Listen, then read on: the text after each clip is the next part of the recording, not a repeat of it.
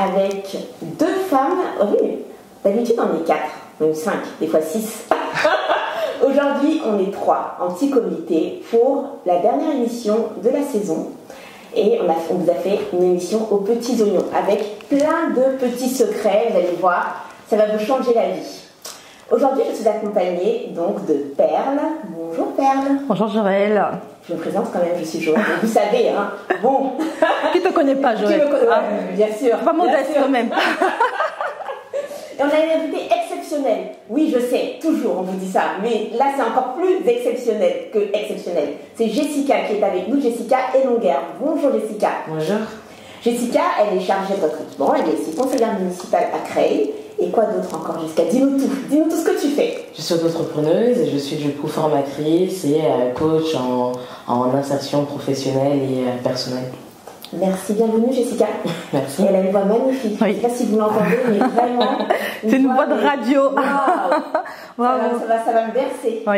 C'est vrai qu'en plus, c'est la première fois qu'on a ce profil de femme politique, parce que tu as un mandat politique. Donc, c'est vrai qu'on a hâte d'entendre ton point de vue sur cette thématique.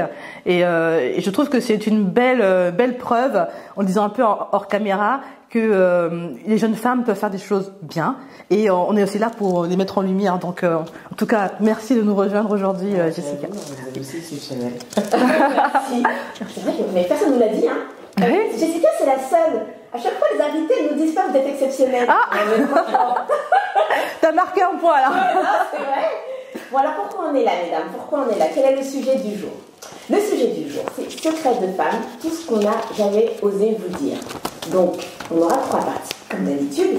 Et les secrets de femme sur l'amour, l'argent, la beauté, enfin tout ce qui fait la femme, quand même. Hein.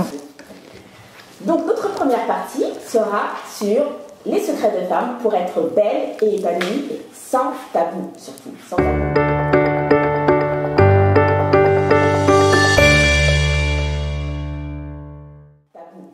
Sans tabou, parce que peu importe ce qu'on peut mettre en place, tant qu'on finit belle et épanouie, j'ai envie de dire, c'est l'essentiel. Exactement. Jessica, ma belle Jessica, je te sens belle et épanouie sans tabou.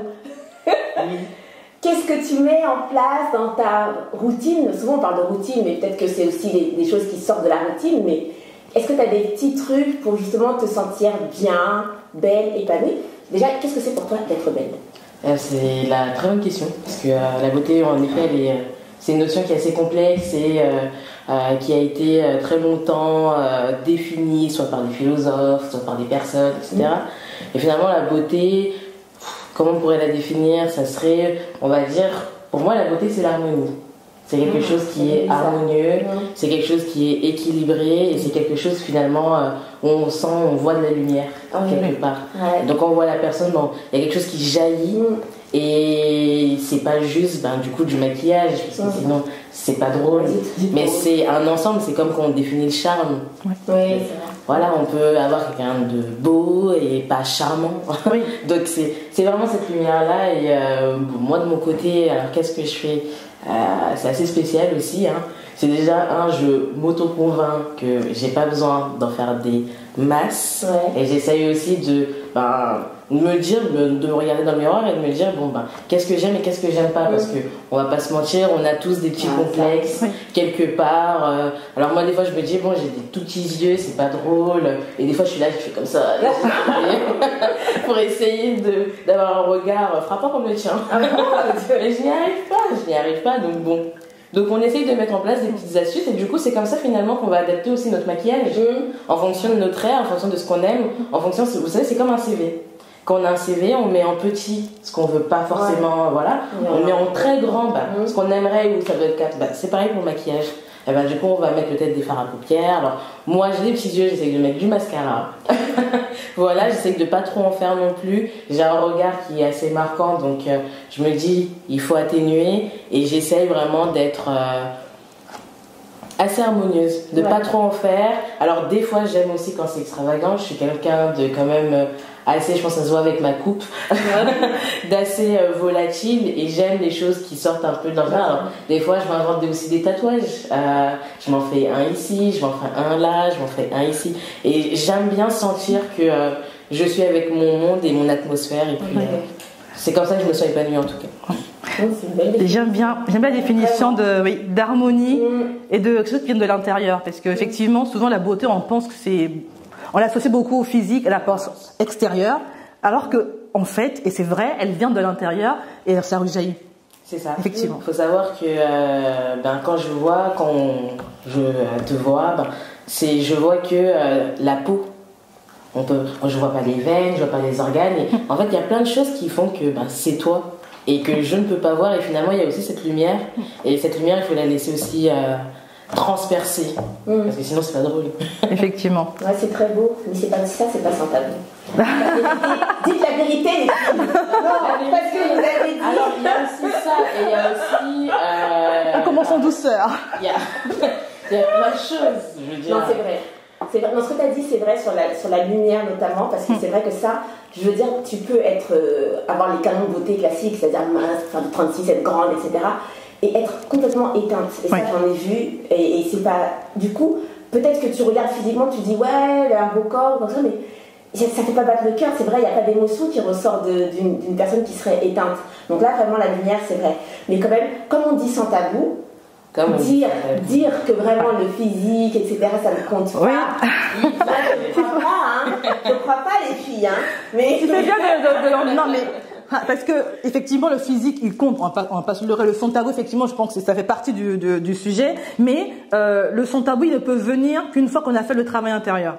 Ouais, et justement dans ton discours, je sentais l'aspect de liberté. Tu dis de ta coiffure, dans la manière de te présenter. Je pense que Joël, on a un peu tout ce profil-là avec Linda qui n'est pas là aujourd'hui. C'est une fois qu'on a dépassé ce côté regard des autres, s'en foutre totalement, mais vraiment pas le côté l'affirmer. Parce qu'en ce moment, on est beaucoup dans cette vibe, s'accepter, beauté positive. Alors ça aussi, j'ai envie de dire aux femmes, on va peut-être en parler un petit peu. Il y a pas forcément un discours de vérité en disant que tout le monde, toutes les beautés se valent dans le sens où il peut y avoir des problèmes de santé derrière, il peut y avoir des questions d'estime de soi, il y a des questions aussi d'aller jusqu'au bout des choses. C'est-à-dire qu'aujourd'hui, si on est mal dans sa peau, qu'est-ce qu'on fait pour aller mieux? Se morfondre, se dire l'autre est mieux, mais moi je suis pas forcément comme les autres, j'aimerais l'être. Jalouser, c'est les autres, les femmes. Oh là là. Arrêtez-moi ça. Arrêtez-moi ça. Parce que ça, c'est le combat qu'on a, le focus aussi, mais de manière générale dans nos vies au quotidien, de faire face à la jalousie d'une femme, c'est compliqué. Quand on a toutes ces énergies négatives, on ne peut pas se sentir belle. Non. Voilà. À un moment donné, tu as un souci avec ton physique, tu as un souci avec ta manière de te présenter, travaille dessus. Voilà. Moi, je te rejoins, je voyais quand tu as fait cette transition là de la femme timide à cette femme aujourd'hui qui passe à la télé, à la radio avec beaucoup d'aisance. Je pense qu'à un moment donné, tu ne te sentais pas épanouie. Tu allais chercher ça au fond de toi. Tu t'es fait de violence et tu as trouvé. Alors ça, c'est bien cette notion de violence parce que c'est vrai que ça vient un peu trancher avec le discours d'harmonie de Jessica, mais en fait, ça va ensemble. Je trouve que pour parvenir à l'harmonie, quelquefois, il faut se faire violence. Violence sur le regard des autres. Violence aussi avec soi-même et le discours qu'on se raconte, parce que c'est vrai qu'on peut se raconter un discours interne qui est des fois très dévalorisant et se dire mais moi ça n'ira pas. Souvent moi j'avais des collègues qui me disaient mais toi toujours tu mets des couleurs, les robes et tout, c'est bien, ça te va à toi, moi ça n'irait pas, tu vois. Mais si elle trouve ça bien, c'est que quelque part elle aimerait peut-être aller vers ça, tu vois. Mais elle se convainc que elle non, ça lui irait pas. Pourquoi? Qui a dit ça?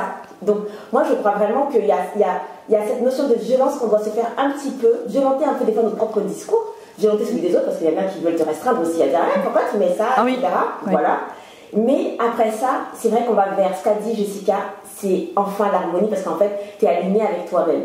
Et ça, c'est vraiment, pour moi, le sans tabou, c'est vraiment d'aller vers ce qui nous correspond parce que des fois, ça ne correspond pas aux autres. Oui. Et du coup, pour les autres, c'est un peu tabou. Moi, je sais que peut-être que voilà, j'aime mettre des robes de couleur, tout le monde voit que là, je suis habillée en carnaval. Voilà. mais c'est comme ça. C'est mon chéri qui dit ça. Les hommes, leur... Et c'est vrai, non mais c'est vrai, mais quelque part, par exemple, quand moi je fais une émission plutôt d'actualité politique, etc., c'est pas tellement les tenues qu'on tu détonnes. Je suis là avec ma blondeur et tout, c'est pas tellement le look de quelqu'un qui va commenter la politique. Mais je crois que de ce côté-là, il faut faire un choix pour justement s'assumer et se sentir belle. C'est comme ça que je me sens belle et épanouie. Donc j'ai choisi ça et vraiment mon secret pour moi, c'est vraiment au-delà du physique, et là je rejoins, c'est la joie. Franchement, si j'ai plus la joie, c'est pas la peine. Je peux mettre toutes mes couleurs, il n'y a rien, enfin en tout cas rien ne se passe en moi. Et du coup j'imagine, ça c'est dans ma tête, peut-être que rien ne se passe chez les autres quand ils me voient. Donc pour moi, si j'ai un secret à dire, c'est franchement entretenez votre intérieur, entretenez votre bien-être, tous les voleurs de joie, voleurs de... Ah ça y est, on y est. J'attendais la chute là.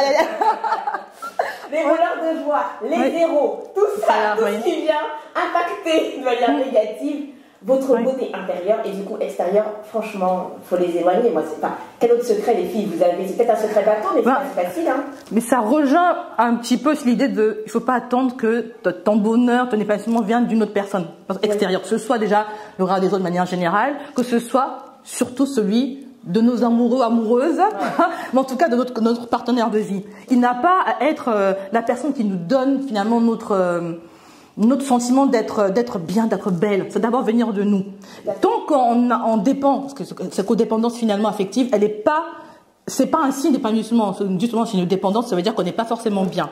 Et d'avoir ce cheminement, et je pense que tu peux nous dire un petit peu du côté de la connaissance de soi. Pour rejoindre un peu la thématique que Linda aime bien, c'est vraiment d'apprendre à se connaître, être bien avec soi pour ne pas dépendre de ce que l'autre peut nous apporter ou pas. Parce que des fois, on va chercher des petites choses chez l'autre en se disant il me manque ci et ça pour être pleinement femme ou pleinement épanouie, pleinement à ma place, me sentir ou belle, me sentir valorisée. On n'en a pas forcément besoin. Est-ce que toi, tu as un peu des tips par rapport à ça? Je suis quand même une femme très spirituelle et donc du coup, toutes ces choses, en effet, quand on parle de on se compare ou de la jalousie, à chaque fois qu'on est confronté à quelqu'un, il y a un effet miroir. Oui.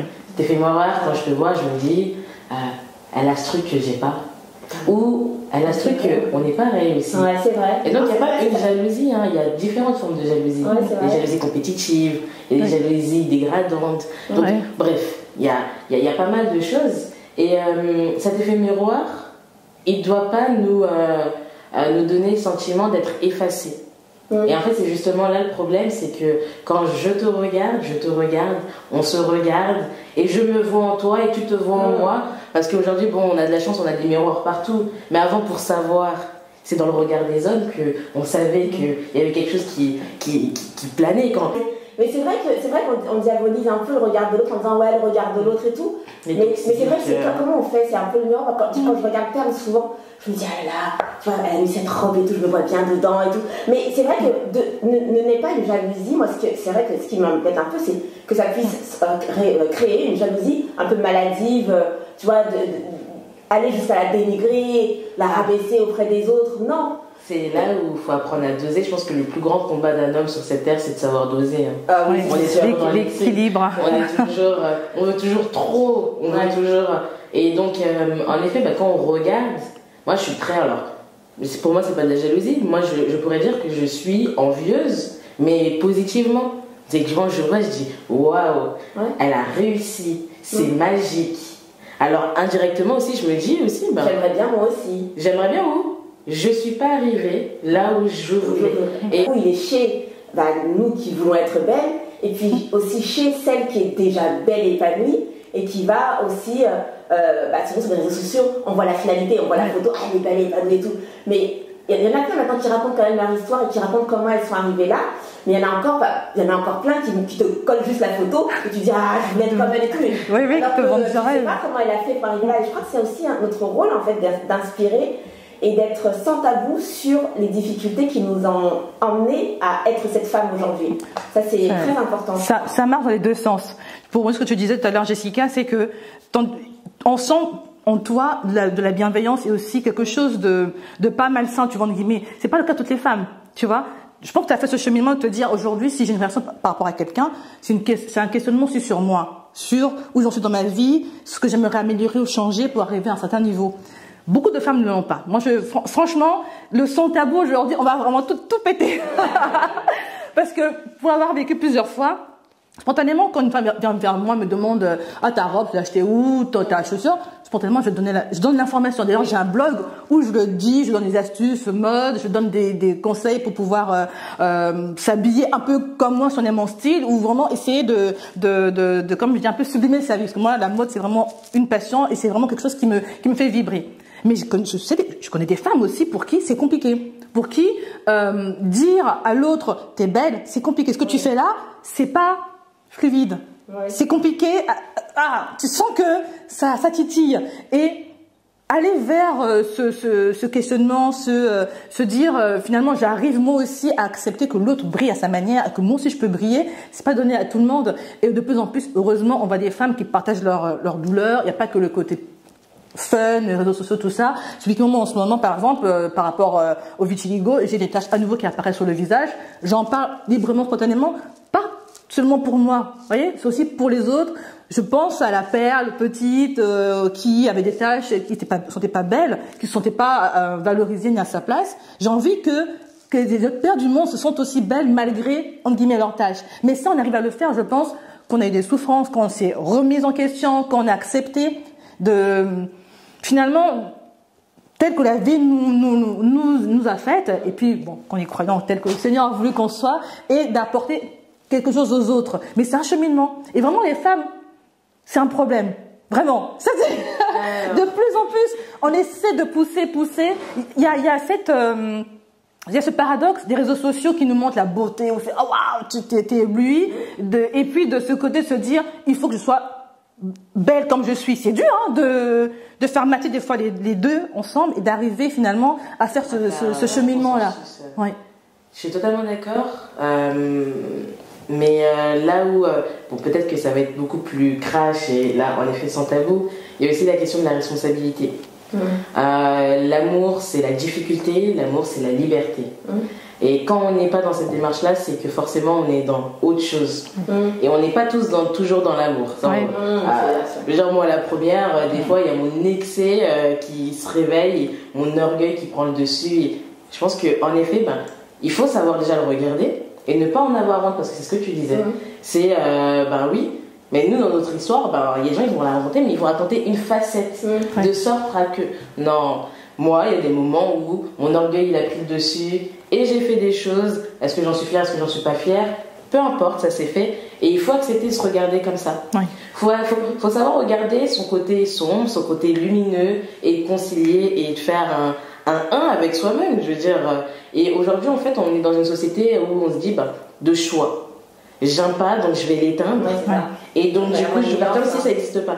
Et quand un jour, il y a une personne, cet effet miroir, qui va me rappeler qu'il y avait ce truc que t'as caché, parce que lui, il aura cette capacité à faire réveiller ce que j'ai mis de côté, je vais me sentir déséquilibrée. Je vais me sentir fausse, je vais me sentir illégitime. Donc, moi, je pense qu'il y a un problème, des fois, chez nous, certaines personnes, chez certaines femmes, de prendre les responsabilités en main. Et aussi parce que la société, elle nous a bercé d'illusions. On est censé être la femme qui attend le prince charmant, on est censé être vu par les autres, et à aucun moment on nous dit non, la femme elle est entrepreneuse, elle va chercher, elle va prendre, elle va arracher. Et là c'est un grand problème. Là, tu dépenses la deuxième partie, hein. Voire la troisième. Elle va chercher, elle va arracher. Attends, hein. Non mais moi, comme on est dans les secrets, moi j'ai un petit secret, peut-être que sans tabou, je ne sais pas si c'est un tabou ou pas, mais je crois que, et je vois parce que j'ai beaucoup de clients, parce que je suis coach et j'ai beaucoup de clients qui ont ce souci, je crois que pour être belle et épanouie, vous devez arrêter de tout faire à la maison. Je suis désolée. Non, carrément. Je crois. Alors, le tout faire à la maison, c'est quoi pour toi? Non, parce qu'il y a des femmes qui veulent tout gérer. Il n'y a plus la place pour le mari. Elles veulent tout gérer, tout. Si c'est pas fait comme elles veulent que ce soit fait, elles vont reprendre le truc. Tu vois, elles disent par exemple, je sais pas moi, alors chérie, est-ce que tu peux m'aider à faire ça? S'il n'a pas fait exactement placer les deux verres exactement comme elle l'aurait fait, elle te dit laisse. Mais à quel moment tu as le temps d'être belle et épanouie quand tu fais tout ça? Non, je suis désolée. On doit laisser chaque chose à sa place. En fait, pour être belle et épanouie, je crois qu'on doit laisser les autres aussi prendre leur place. Parce que ça veut dire que sinon, tu fais tout, tu prends trop de place et il n'y a pas de place pour ton toi. Tu vois, il y a la place pour le rangement, il y a la place pour le travail, les enfants, le mari, qu'est-ce qu'il a fait, à quelle heure il est rentré, pourquoi il n'a pas fait ça, et les enfants. Et la nourriture, tu prépares la nourriture pour les 15 jours prochains. Non, on n'a pas le temps pour faire on sent le cri du cœur. Non, vraiment, moi franchement, je suis désolée, mais je ne suis pas en train de dire qu'une femme ne doit rien faire, etc. Je ne dis pas ça, je dis d'être en harmonie, justement, comme l'a dit Jessica, laisser la place aux autres, Ainsi, vous aurez un peu plus de place pour vous sentir belle et épanouie et faire, mettre en action des choses qui vont vous permettre de vous sentir belle et épanouie. Voilà, on ne fait pas tout, hein. Le problème de la jalousie, c'est quand je laisse la place, est-ce que j'ai peur que ma place elle disparaisse? Ah, t'as tout dit. Et c'est là où je pense qu'on a un peu eu ce sentiment peut-être au travail. Il y a quelqu'un qui a une nouvelle qui arrive, tous les yeux sont rivés sur elle. Ah mais tu fais un super beau travail et toi t'es là, personne, tout le monde te néglige. Je comprends pas. On t'offre pas le café. Et donc tu te dis, ouais il y a un problème là. Mais il est où le problème? Et en fait c'est vrai que apprendre à laisser de la place, apprendre à se décharger sans se rabaisser. Sans se rabaisser, non, c'est pas s'effacer, hein. C'est juste laisser les autres aussi prendre leur place et vous consacrer à d'autres choses. Parce que sinon, c'est vrai qu'il y a cette peur d'être oublié et ce sentiment de je veux être utile et si je le fais pas, du coup, j'ai pas d'utilité. Mais non, je crois qu'il faut guérir ça et laisser la place aux autres, c'est très important. Parce que je vois vraiment des femmes qui se négligent. Pas parce qu'elles ne savent pas quoi mettre, pas parce qu'elles ne savent pas quel maquillage mettre. Non, c'est juste qu'elles sont partout, au four et au moulin, au grenier, au sous-sol. Elles n'ont plus le temps de penser à elles. Mais justement, pour faire un clin d'œil à notre émission qu'on a faite sur les... On sait c'était tardif par choix, on a un peu abordé ce sujet. Moi, mon plus grand secret, je l'avais dit, hein, c'est ma semaine, enfin, mes 4 jours sans mari, sans enfant. Tous les ans. Tous les ans, une fois par an, je pars à l'autre bout de l'Europe, peu importe, on fait mes moyens, juste pour être moi, juste pour être perle, pour être, je suis plus la maman, je suis plus l'épouse, je suis plus la femme pro, je suis plus la femme d'intérieur qui va ranger, nettoyer, astiquer. Je suis vraiment que perle. Je me lève quand je veux, je mange ce que je veux, pas de pression, et vraiment d'avoir cette soupape là de dire, tu vois, juste, voilà, juste se poser, ne pas avoir à penser, à réfléchir, mais c'est vraiment. Des fois, il y en a, j'ai des reproches, ils me disent, t'es mère, t'es femme, t'es mariée, comment ça, tu pars comme ça, j'en ai besoin. J'en ai besoin pour pas m'oublier, pour me rappeler que je suis d'abord moi et que j'ai besoin d'avoir cet espace-là pour revenir, ressourcer et repartir de plus belle. Vraiment, et c'est comme ça que petit à petit, et pas que cette semaine-là, quand je peux, de temps en temps, entre copines, hop, on coupe un peu avec le mari et les enfants, là, et on pense à soi. Mais il faut faire un gros plan sur Perle pour voir le résultat de cette formule. Regardez, non, mais parce qu'il suffit de voir. Et ça marche. On voit bien qu'elle est épanouie, rayonnante. Si vous voulez la même chose, partez 4 jours. Hein. Non, mais elle a totalement raison, d'autant plus que, enfin, on vit aujourd'hui dans une société où c'est les familles, où la femme, c'est elle, sa famille, et tout est enfermé et elle porte le poids. Alors qu'on avait avant des cultures africaines, même on va au sud, Espagne, Italie, où la famille elle vit dans une cour, il y a la grand-mère, il y a la tante. Ça veut dire par exemple sur certains sujets, moi si j'ai pas envie de parler de sexe à mon enfant, va voir tata. Elle sera beaucoup plus apte. Ou va voir mamie pour certaines choses de la vie. Elle va te conter des histoires. Mais c'est vrai qu'aujourd'hui, tout repose sur la femme. Et oui, il n'y a pas le temps. Il n'y a pas le temps. On est censé vivre en communauté. On n'est pas censé vivre en dehors des autres. Donc ouais, ça devient vite compliqué. Mais ouais, c'est 4 jours, moi aussi je vais les prendre. Mais vas-y, c'est vendu. Faisons nos 4 jours. On va faire nos 4 jours à organiser des séminaires de 4 jours. Mais carrément. Belle et épanouie. Ça va finir comme ça. Ah ben d'ailleurs c'est en projet hein.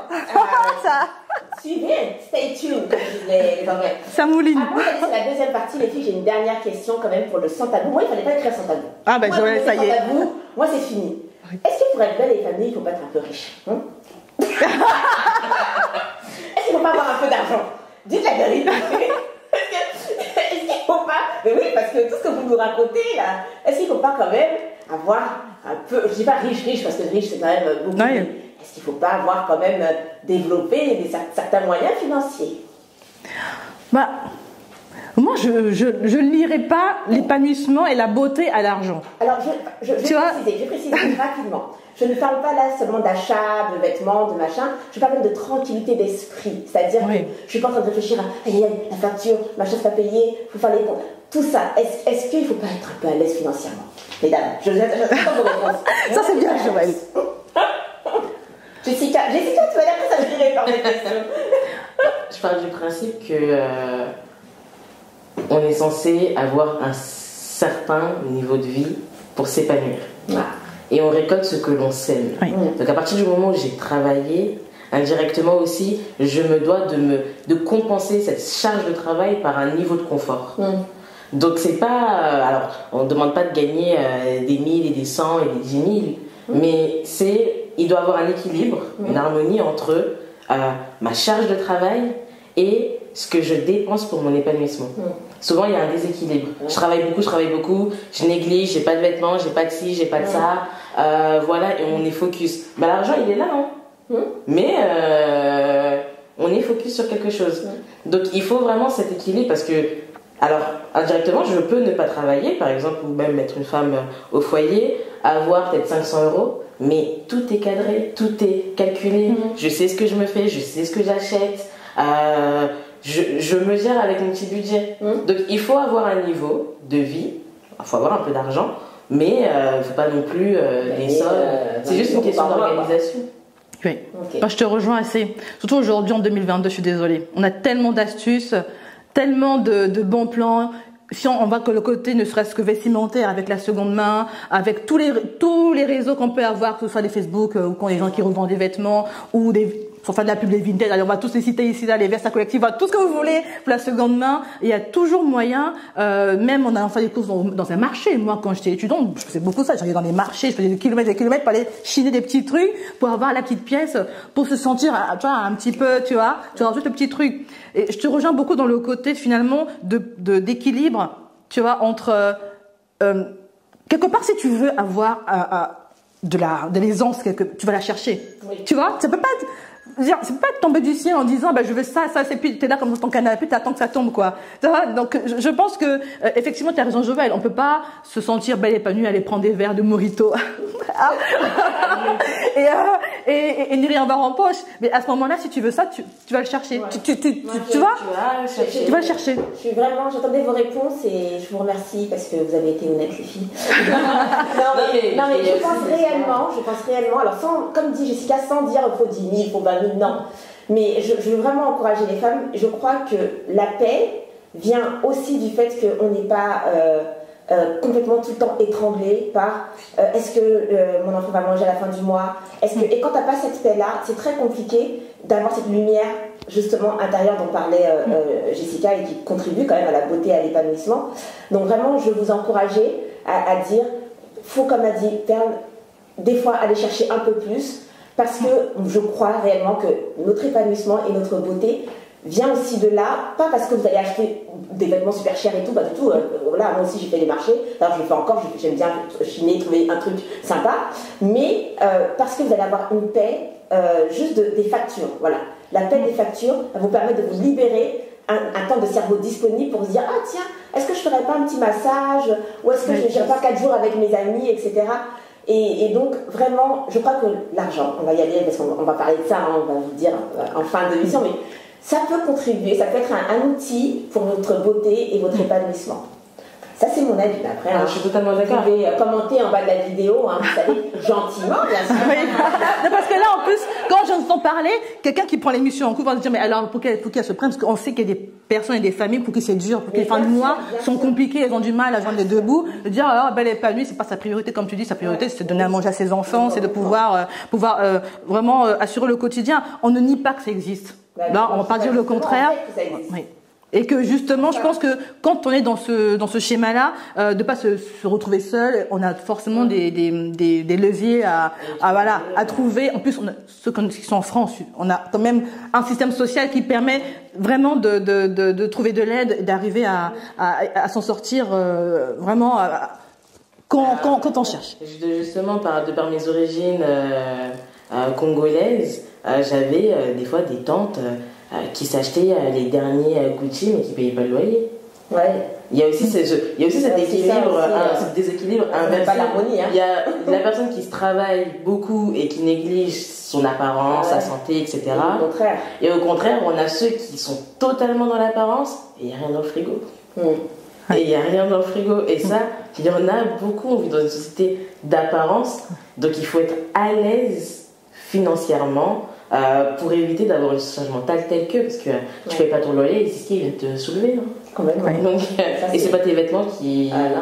Quoique des fois, un sac, tu peux la noyer. Ah, on revend tout ça. Il y a des sacs, tu vas la noyer. Ou un iPhone. Va savoir. Bah écoutez, en tout cas, ce qu'on va retenir cette première partie, c'est quand même l'harmonie, parce que justement, sur ce que disait Jessica avec les personnes qui sont soit tout l'un ou soit tout l'autre, finalement, à la fin, c'est quand même de rechercher une harmonie, un équilibre dans notre vie. Je crois que c'est la meilleure formule, plus que 4 jours, bien sûr. N'oubliez pas. Pour pouvoir évadez-vous. Se sentir belle et épanouie.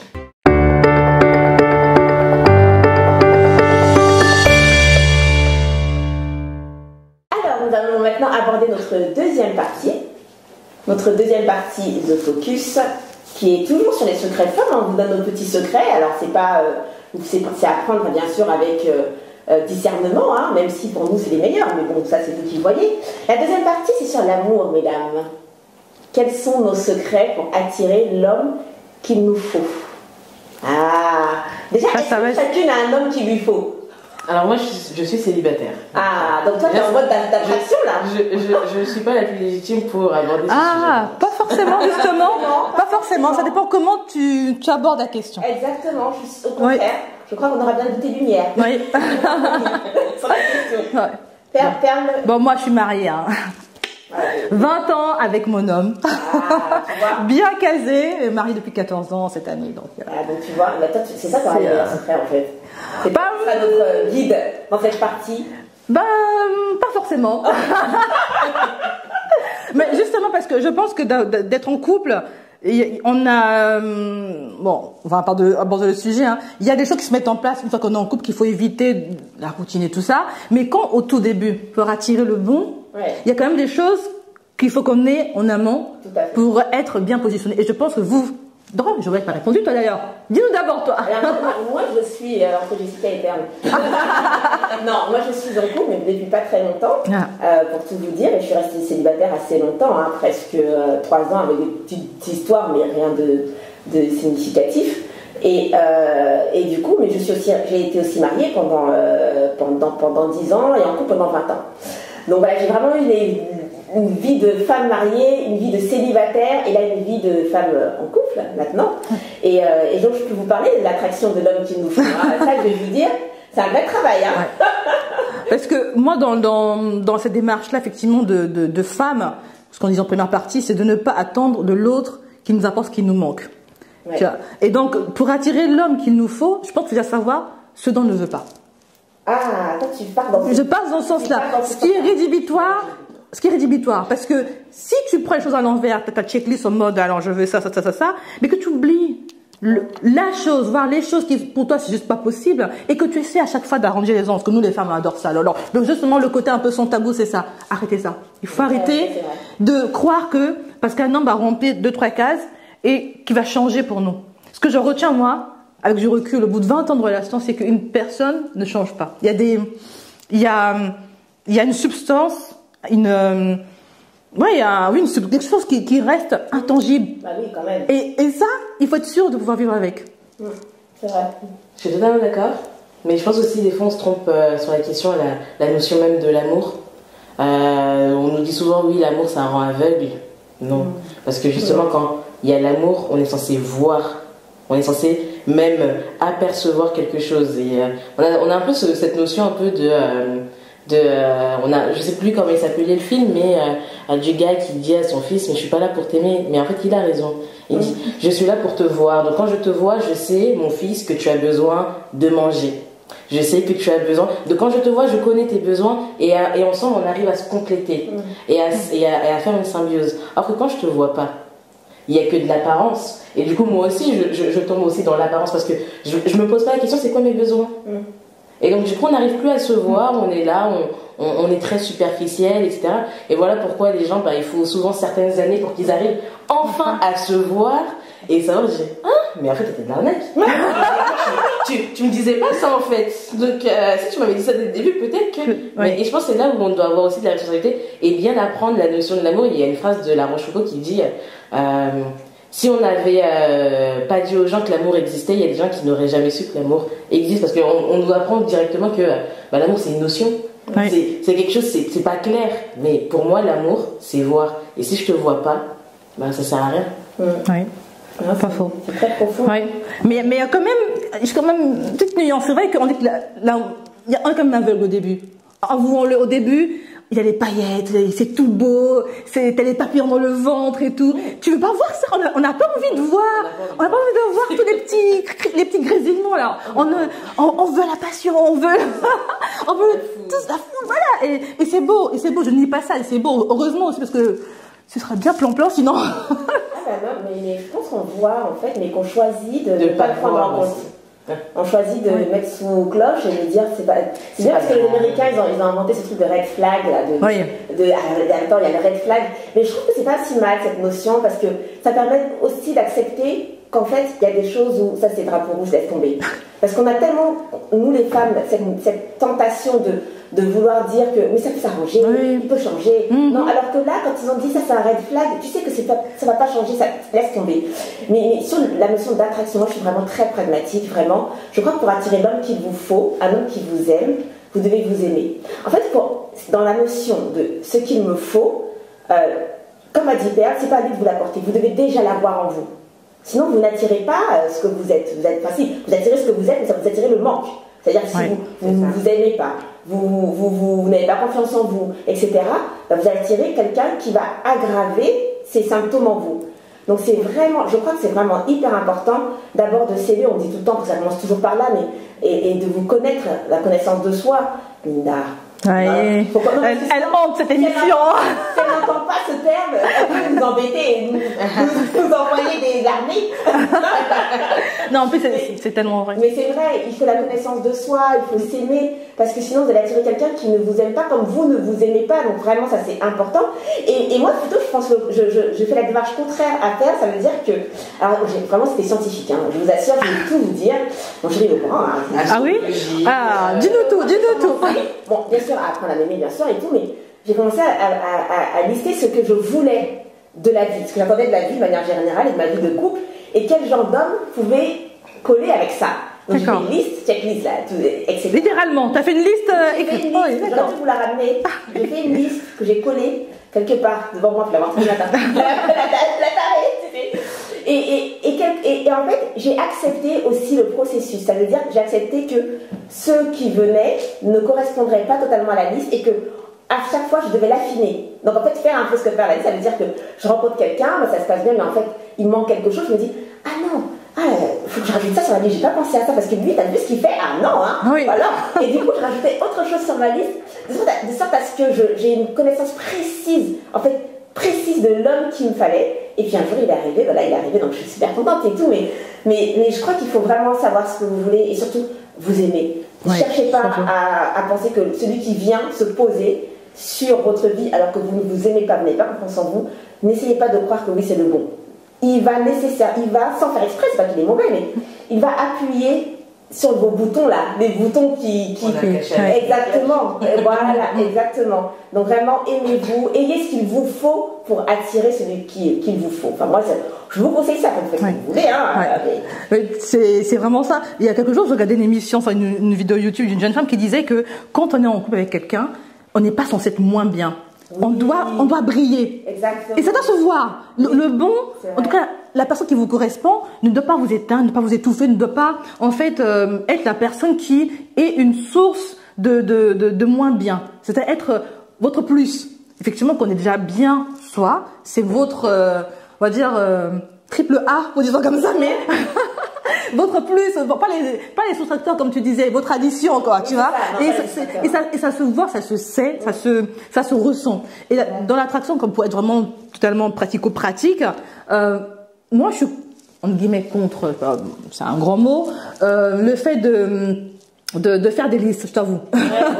C'est vraiment parce que tu vas te mettre dans un carcan, toi t'enfermer dans des choses. Imagine le gars, il arrive, il coche toute ta liste là, mais il fait semblant. Tu vois? Mais franchement, mais il y a des cas. C'est pour ça que je disais que vous avez une confiance en vous. En fait, ce truc-là, c'est bizarre, hein. Je me suis même pas posé la question de savoir est-ce qu'il fait semblant. Pourquoi? Parce que j'étais confiante je suis confiante dans les personnes que j'attire. Mais pas que lui, hein. Ça peut être, parce que, en fait, il faut regarder sa vie de manière globale. Parce que si vous regardez que votre homme, bien sûr, bah là, vous pouvez tomber sur une mauvaise surprise. Mais regardez de manière globale qui vous attirez dans votre vie. En termes de partenariat de travail, en termes d'amis. Si vous voyez que votre vie est harmonieuse, ça veut dire que vous attirez, de manière générale, on a tous nos défauts, on ne parle pas de personnes parfaites, hein, je parle vraiment de personnes qui ont la même énergie que vous, de la bienveillance, etc. Je pense réellement que vous pouvez avoir confiance en un homme qui rentrerait dedans, parce que vous savez que vous avez tellement bien travaillé sur vous, vous êtes tellement aussi à l'aise avec ce que vous êtes, que vous n'attirez généralement que des personnes qui vous ressemblent quelque part. Donc, il y a vraiment, j'avais ce truc de j'ai confiance en moi, et donc j'ai confiance aux personnes qui viennent vers moi. Et je le dis pas que pour les hommes, ça peut être pour le travail. Par exemple, The Focus, nous, on vous a raconté déjà notre histoire et tout. On s'était pas vu pendant très longtemps avec Perle et Linda. On a travaillé à distance pendant au moins plus d'une année. Ouais, plus d'une année sans jamais se voir. Et j'ai travaillé avec des filles que je n'avais jamais vues et que je connais ni d'Adam ni d'Ève. Mais j'ai tellement confiance au fait que Dieu m'envoie des choses qui sont bonnes pour moi, que je suis jamais tombée sur un truc de oh, mais attends, mais ça c'est quelle arnaque. Oh là là. Non, vraiment non. Les énergies. Mais c'est pour ça que je dis la première chose, c'est vraiment de s'aimer et de s'estimer, et vous allez voir que la vie va vous envoyer des personnes qui sont comme vous, bienveillantes, chaleureuses. On n'est pas parfait, mais on a une énergie positive, voilà. Là, moi de mon côté, alors qu'est-ce que je fais? Beaucoup d'astrologie, non, je rigole. Les scorpions, ne venez pas me téléviser. Mais pourquoi les scorpions? Qu'est-ce qu'il y a comme des scorpions? Non mais moi c'est scorpion, non mais... Oui, non mais non, ce sont les meilleurs, les scorpions. Ça c'est les soustracteurs et les viseurs. Pas en femme. Ah non. Je rigole, c'est bon de s'écrire là. Alors pour moi, de mon côté, encore une fois, ça a été la déconstruction de la notion même de l'amour, enfin. J'avais cette image de l'amour, ça doit être constant. Si je trouve quelqu'un, je suis fidèle à vie. Il n'y a pas de ci, il n'y a pas de ça. Il n'y a pas de ça, c'est rédhibitoire, soit c'est non. Et en fait, je me suis rendu compte que, comme tu as dit, déjà apprendre à s'aimer, c'est apprendre aussi à se voir. Qu'est-ce que j'aime, qu'est-ce que j'aime pas. Et quand je sais qu'il y a des choses qui ne vont pas, je sais aussi que en ce moment-là, j'ai besoin de quelqu'un qui m'apporte ça. Ou j'ai besoin d'une amie qui est dans tel domaine parce que j'ai besoin d'avancer. Et peut-être qu'on va avancer, on va faire un bout de chemin. Et en fait, je pense qu'il fallait aussi que j'accepte cette question de la séparation. On prend souvent la séparation comme quelque chose, c'est le déchirement, c'est la violence extrême, or que des fois c'est un malheur qui est bon. Et je pense que vraiment ça a été là, et maintenant, en ce moment, voilà, à chaque phase de ma vie, j'ai des moods. Il y a des moments où j'ai des moods de folie, il y a des moments où j'ai des moods très calmes, il y a des moments où j'ai des moods de philosophe, etc. Et en fait, je me dis, si la personne que j'attire, il faut qu'elle soit apte à accepter toutes ces vagues-là. Et si elle n'est pas apte, dans ce cas-là, au revoir. Mais sans forcément être dans une démarche où... parce que souvent, il y a beaucoup de femmes, après une séparation, qui disent « mais c'est moi le problème. C'est parce que j'ai pas fait ci. C'est parce que je suis pas... » Et ça, je pense qu'on se les beaucoup dit aussi des fois. Et des fois, on veut essayer de compenser. Des fois, on dit « non, mais s'il te plaît, regarde, je fais les efforts. » Et en fait, non.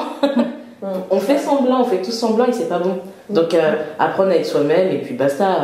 Faut pas avoir honte de roter, faut pas avoir honte de... moi faut le dire. Faut avoir quelqu'un... Moi ça, tout de suite, les 10 premiers jours. moi je suis une grande testeuse. Je montre toujours mon pire visage. Au début, pour être sûr, savoir si va...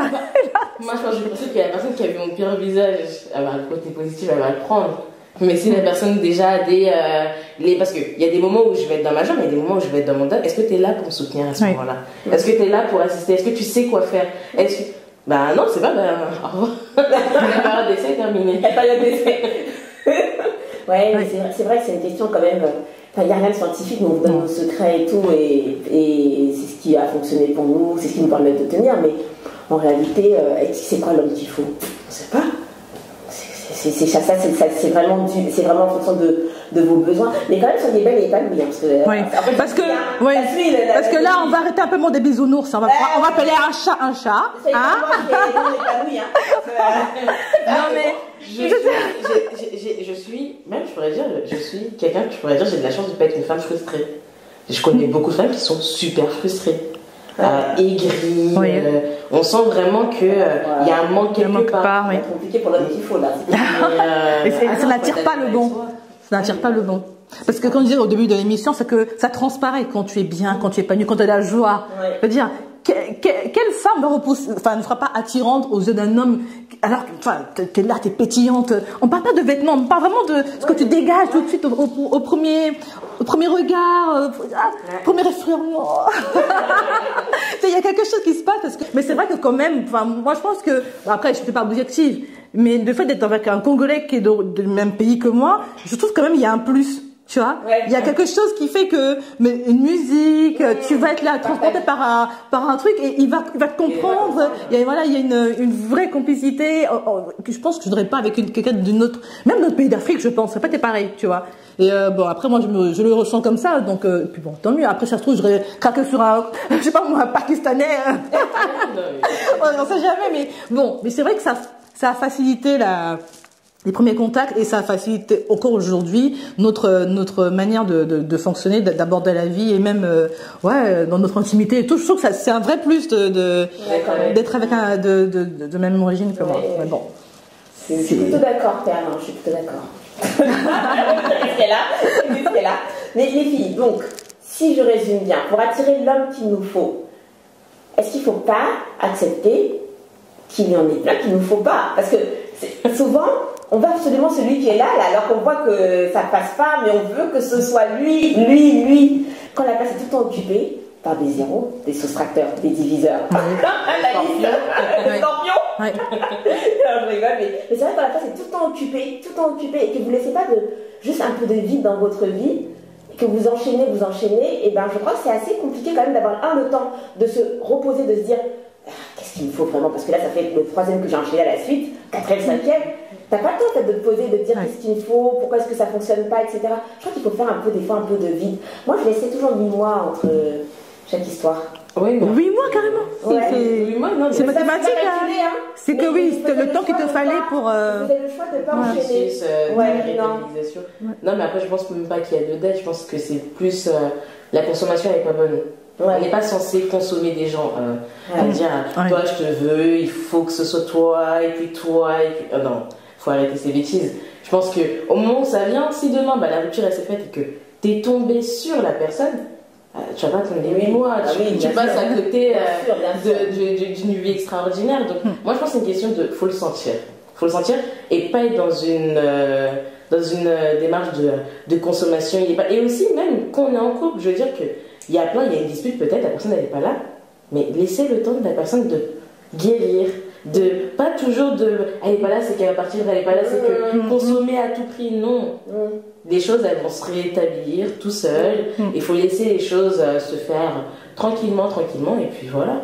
Donc oui, consommer, c'est pas bon. Totalement.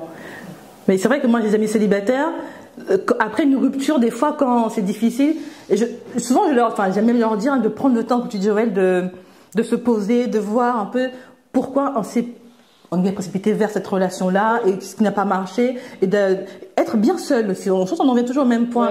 Attirer l'homme, le bon, en fait, il faut aussi savoir être bien toute seule. Non, mais bien toute seule. Alors, ça ne veut pas dire qu'on dit aux gens soyez seuls, c'est mieux. Non, mais il faut quand même pouvoir pourvoir à ses propres besoins. Quand même. C'est important, ça. Et souvent, on attend que l'autre vienne combler plein de besoins et tout, mais faut quand même, on est les premiers détenteurs de nos besoins. Si on ne peut pas y pourvoir, c'est pas Tartampion qui va venir sur son cheval blanc. Et bien sûr qu'il peut venir compléter certaines choses, mais je crois qu'il faut quand même savoir pourvoir à nos besoins les plus essentiels. Voilà, savoir s'amuser. Moi, j'ai appris à aller au cinéma toute seule à l'âge de 37 ans. Bravo. Franchement, non, mais c'est vrai. Oui. Elle assumait. Elle assumait. Oui. Non, moi j'adore manger seule, j'adore aller au cinéma seule. J'aime bien maintenant, mais c'est vrai que je n'imaginais pas faire ça. Mais justement, est-ce qu'il n'y a pas cette pression-là, justement, dans l'idée de trouver le bon? Beaucoup de femmes se trompent justement de partenaires parce qu'elles se précipitent en se disant j'ai tel âge, moi je me rendais compte, je devrais, il y a une date par option notamment pour faire les bébés, il y a le côté la famille, pouf, faut la pression. Il arrive à un âge aussi, on a tous ses copains, copines qui se marient, qui font des gamins. Puis en plus, tu vois, c'est une compétition. Il y en a qui en ont un, il faut faire le deuxième, le deuxième, faut faire le trois, tu vois. En ce moment, toutes les copines se marient. Ben, voilà, typiquement, il y a tout ça. Et ça vient brouiller les pistes. On est là en mode speed, et puis on fait le mauvais choix. Ça arrive à beaucoup de femmes, malheureusement. Et pourtant, on leur dit, on le répète, on vous le redit ici aujourd'hui. Prenez votre temps. Prenez votre temps. C'est pas la course, parce que à la fin, hein, dans le livre, il faut le supporter. Au quotidien, il faut le supporter.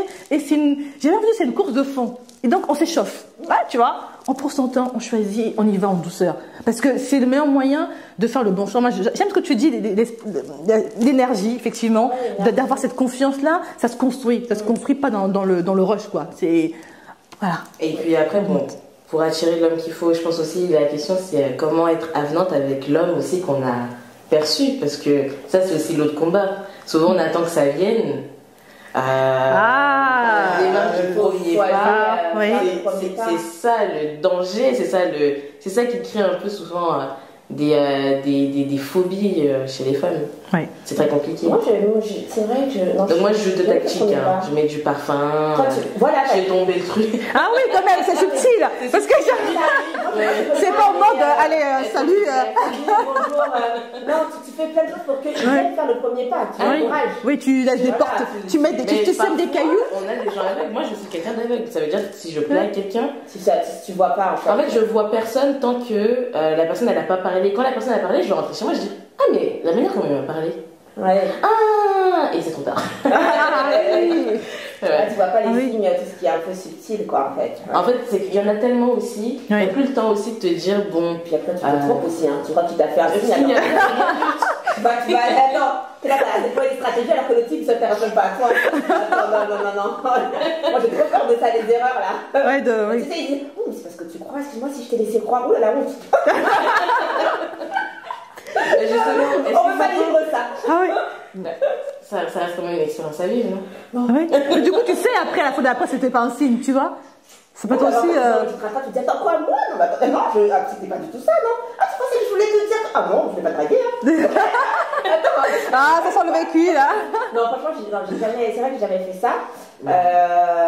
Non, je me débrouille toujours pour qu'il fasse le premier pas. Bah, c'est quand même son rôle. À quoi c'est ça d'être un homme, tu veux pas et pourquoi c'est ça son rôle? C'est intéressant ce qu'elle dit. Ça, c'est très vieux, enfin vieux jeu. C'est traditionnel. C'est vrai que la jeune génération. Mais ils sont éduqués pour faire le premier pas. Non, pas forcément. Imagine, c'est un timide. Imagine, c'est un timide, c'est un grand timide.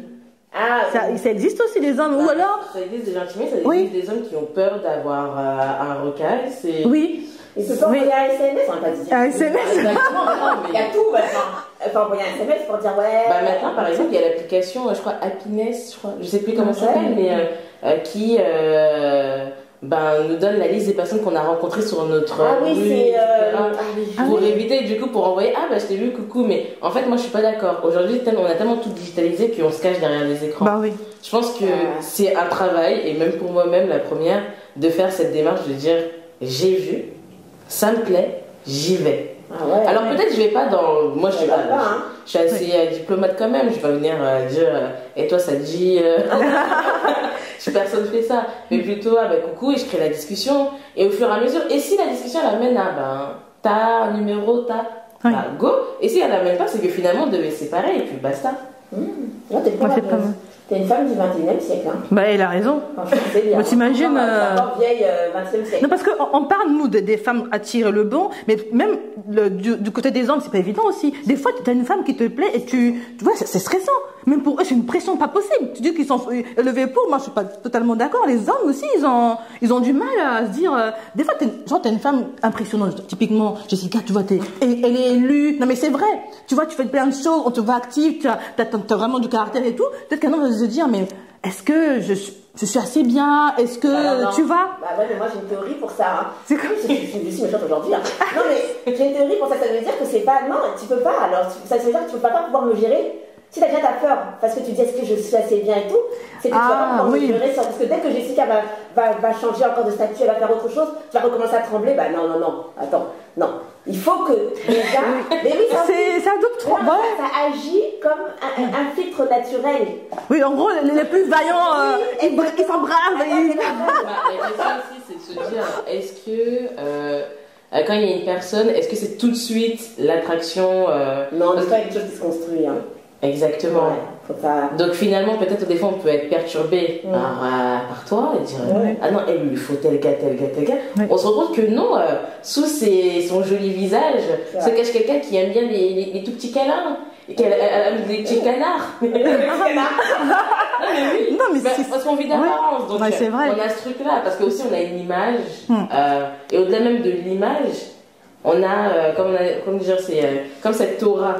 Et donc si finalement la personne, c'est pas trop la bonne couleur, on se dit non, on peut se compléter. Parce que je vais être honnête, toi tu es un personnage public, on te reconnaît dans la rue, tu passes à la télé, à la radio, tu dois quand même impressionner les hommes. On est d'accord? J'ai l'impression, hein. Ah bah... Ouais, c'est mieux toi. Non mais c'est vrai qu'il y avait une coach de spectacle, j'avais ma meilleure amie qui me disait ouais mais attends Joël, c'est pas comme ça, c'est pas facile pour un homme et tout. Je dis mais attends, pour moi je travaille, c'est tout, tu vois. Pour moi je vois ça comme un travail. Si pour lui il se dit mais par contre c'est vrai que ça m'est arrivé quand même de demander quand je rencontrais quelqu'un, de demander ça te dérange pas si on m'arrête dans la rue et tout, parce que des fois c'est pas évident, t'es là en train de faire tes courses et tout. En plus je suis avec mon chéri, t'as les gens ils lui passent le téléphone, prenez-moi une photo, t'es donc ouais, c'est vrai que ça peut être une certaine pression, mais j'estime, comme je dis, que faut que celui qui vient vers moi ait les épaules pour ça. Donc si là il a peur et qu'il se dit machin, c'est que t'es pas vraiment fait pour moi, parce que moi je compte pas arrêter mon métier. Il faut qu'ils te prennent comme tu es ce qui va avec. Il faut que tu sois. Et même au-delà même d'être une star, je veux dire, t'as des femmes qui sont juste magiques et magnifiques. Moi, ça m'est déjà arrivé d'être au restaurant, les serveurs qui viennent faire toutes mes éloges alors que monsieur est juste en face. Ah ouais. Merci.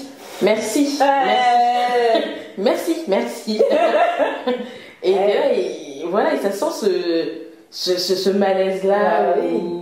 Il faut que monsieur soit capable.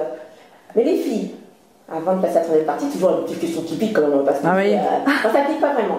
Mais je me dis, et ça c'est une question que je me suis posée, parce que je sais pas où j'ai entendu ça, mais ça m'avait frappée quand j'étais encore célibataire, en train d'être ma petite puce à chercher l'homme qu'il me faut. Et quelqu'un sur YouTube a dit, vous cherchez toujours la bonne personne, mais vous vous demandez jamais si vous êtes la bonne personne. Et ça m'avait, je vous assure que cette question avait changé complètement mon travail, parce que je m'étais dit, mais attends, l'homme que tu veux là, est-ce que lui, quand il va te voir, il va se dire que elle c'est la femme qu'il me faut? Parce que dis donc, avec tous ces critères que tu as mis là, je pense que tu dois être aussi très exigeant. donc c'est vrai qu'on se demande pas si un tel homme, peu importe ce que vous avez dans votre imagination, mais si un tel homme serait intéressé par une femme comme moi. C'est bien sûr. C'est très homme ça. Non mais c'est vrai parce que souvent tu peux avoir un décalage entre celui dont on rêve et la femme qu'on est. Parce que peut-être que celui dont on rêve, il rêve d'une certaine femme. Tu vois. Et toi, tu es en complet décalage avec ça. Parce qu'il ne faut pas mentir, nous on a vécu avec les images, les princes charmants, les films de M6 et tout. Franchement, donc tu as une belle idée de celui qui devrait être un super. Mais est-ce que toi, tu es la bonne personne? Et moi, ça m'avait vraiment interpellée et je m'étais dit, ouais, si je veux cette qualité, en tout cas qui est pour moi une qualité d'homme, il faut quand même que je sois aussi ce qu'il recherche, quoi. Parce que c'est sûr qu'un tel homme, il cherche aussi quelque chose. Il vient pas comme ça, tout comme moi. Donc, et c'est une question qu'on ne se pose pas souvent. En tout cas, moi, je ne m'étais pas posée dans ce sens-là. Et elle m'avait aidée quand même, aussi à encore plus m'aimer, à m'apprécier, à travailler aussi sur moi, et de dire, ouais, j'aimerais bien que le jour où cet homme-là arrive, il se dise, ah ouais, c'est vraiment elle, en fait, qu'il me faut. Tu vois, dans ce sens-là. Je suis d'accord et pas d'accord avec la phrase de est-ce que vous êtes la bonne personne, parce que c'est pas un concours de moi je suis bien, moi je suis. Non, c'est juste une correspondance. Une correspondance. Mais justement, est-ce que finalement, c'est pas. Ça revient à voir encore une fois la personne, c'est pas. Si la personne avec qui ça n'a pas marché, je pense qu'il ne faut pas rentrer dans cette forme de culpabilisation de dire que c'est moi le problème ou j'ai pas fait. Parce qu'en fait, des fois, on a beaucoup de femmes qui vont essayer. qui vont chercher, qui vont essayer d'être la bonne. Et finalement, dans cette quête d'être la bonne, on veut essayer aussi d'étouffer les défauts. Et on est très facile pour étouffer les défauts, faire des... qu'on a été copines, ton gars il travaille où? Non mais t'inquiète, on aime beaucoup ce petit truc où on arrondit les angles, etc. Et je pense que le plus important c'est est-ce que je suis à l'aise avec moi-même? Est-ce que moi je m'aime bien avec moi-même? Et puis ensuite, les choses elles vont glisser. Mais en fait c'est pas la bonne personne dans le sens où tu veux le côté parfait, c'est pas ça. C'est en fait la bonne personne, c'est est-ce que je suis bien avec celle que je suis actuellement. Ça veut dire, est-ce que je suis la bonne personne pour moi? Par exemple, moi je dis, je veux quelqu'un qui est mature émotionnellement. Enfin, je veux un mec qui dit, moi je suis trop fière pour lui dire je t'aime, ou je suis trop fière pour le truc. Je veux pas ça. Je veux quelqu'un qui est mature émotionnellement. Donc pour que cette personne-là, elle peut pas être avec une femme qui est dépendante affective et tout. Cette personne-là, si elle est mature émotionnellement, elle veut aussi une personne qui est mature émotionnellement, qui va pas être en train de... Mais à quel moment on se complète dans ce cas-là? Bah non, parce que il viendrait compenser un manque. Je suis censée m'aimer, tu vois ce que je veux dire? Je suis censée m'apprécier et m'estimer. Ça veut dire qu'il n'y a pas des personnes avec qui des fois on s'aime encore plus. Encore plus. Voilà. On s'aime pas et tout à coup tu t'aimes. Non mais je veux dire que par exemple, dépendance affective. Alors ça c'est un cas extrême, mais ce petit problème un peu de reconnaissance, si on tombe sur ce gars, dès qu'il nous voit, waouh, et du coup on se dit waouh. Non mais on est tous deux waouh, on fait des waouh ensemble.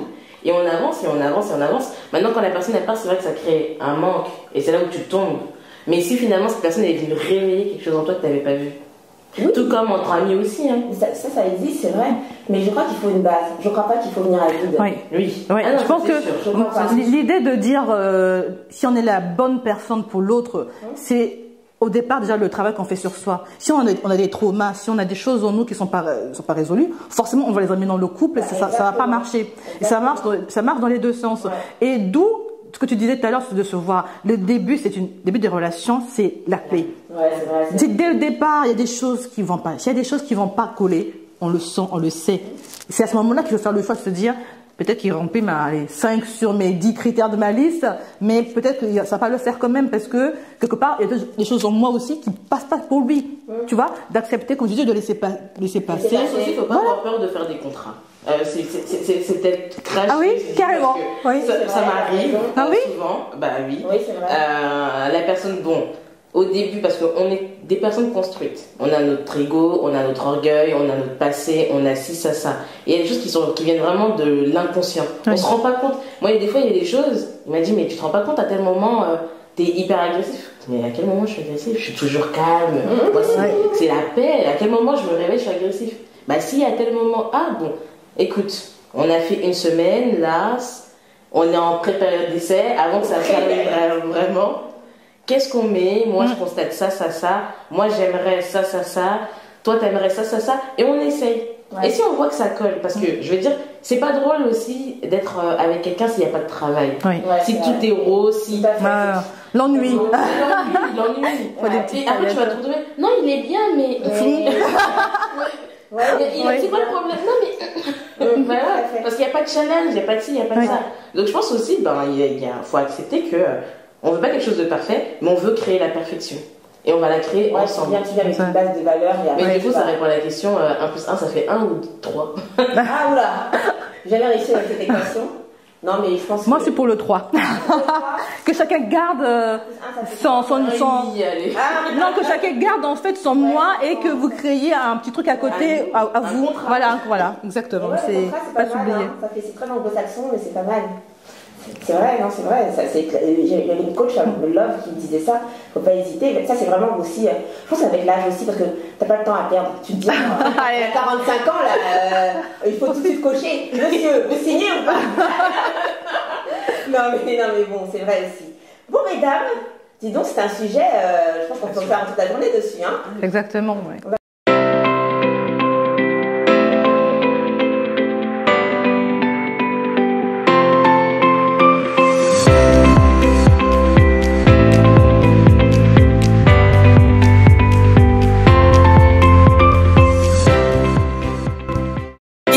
Sujet était abordé dans la prochaine émission Focus Sur. Une fois par mois, Père, Joël et moi co-animons l'émission Focus Sur. Avec 3 autres femmes d'exception, nous abordons des sujets inspirants, des sujets qui vous piquent, des sujets qui vous font réagir, des sujets qui vous font du bien, mais également des sujets qui vous divertissent.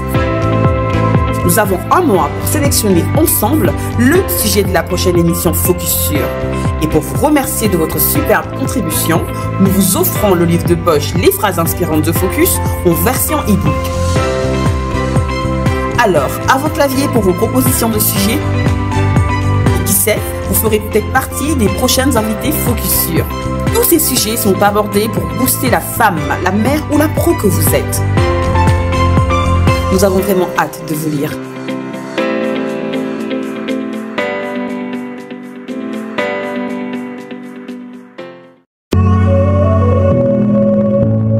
Prendre soin de son image est une manière de se sublimer et de s'affirmer. Plus qu'un assemblage de matières, de coupes ou de couleurs, le vêtement est une manière de s'exprimer et d'envoyer un message à la société.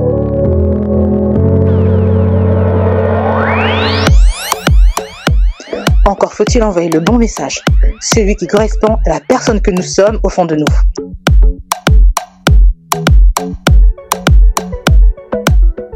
Avec ce e-book, vous pourrez commencer ce voyage pour enfin devenir cette personne que vous aspirez être.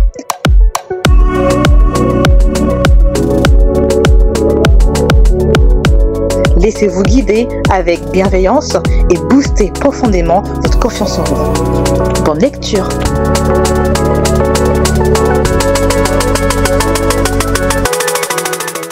Nous avons toutes dans nos vies une femme qui nous a un jour inspirés.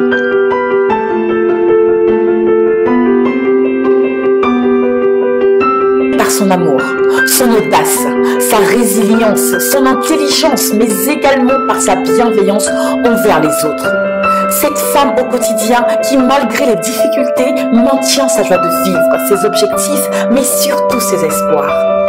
L'espoir un jour de voir ses rêves devenir réalité. Ce livre de poche des phrases inspirantes The Focus est un hommage à cette femme, mais également à toi qui le lui offrira. Simplement pour lui témoigner à quel point tu la trouves inspirante. Joins-toi à Joël, Perle et moi, Linda, et aux 19 autres femmes qui sont dans ce livre, pour lui proclamer qu'elle est également ton héroïne du quotidien. Car chez The Focus, le média qui valorise la femme dans son rôle de mère et de pro, toutes les femmes de l'ombre sont également des héroïnes du quotidien.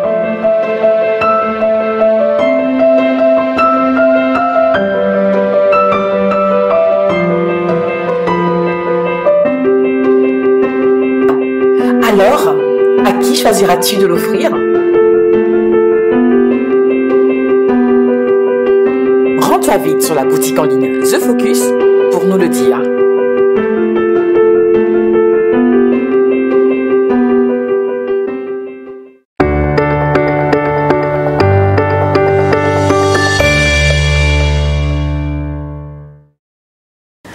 Troisième et dernière partie, mesdames, on a parlé de la beauté, de l'épanouissement, on a parlé des hommes, ça fait partie aussi de la beauté, ça se tient tout ça.